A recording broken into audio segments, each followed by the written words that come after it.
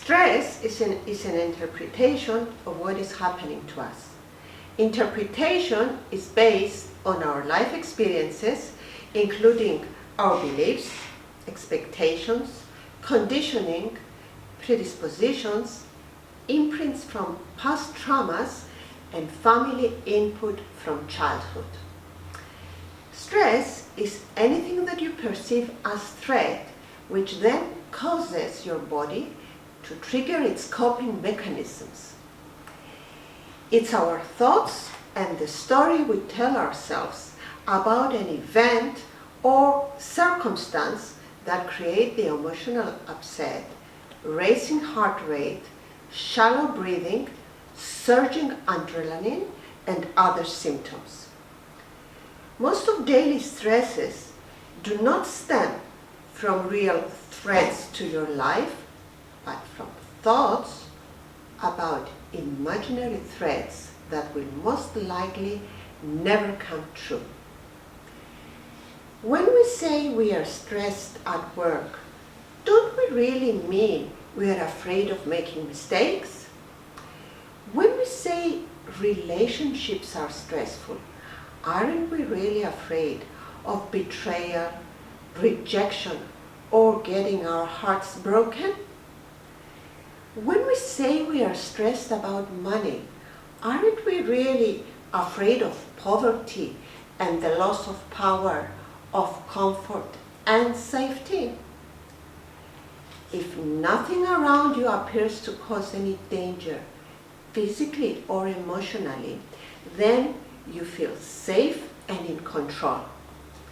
Your body functions smoothly without having to cope with stress hormones in the bloodstream. The stress response in our bodies has evolved to cope with perceived threats to our safety, our happiness, or self-esteem. This stress response, sometimes known as the flight or fight response, arises from a very primitive part of the brain and is designed to ensure our survival when the integrity of our physical body is threatened. If you see a snake, for example, your body instantly goes into a fight or flight response. A wave of hormones floods the system, activated by bursts of adrenaline from the adrenaline cortex. While you're having the stress reaction, your whole metabolism changes.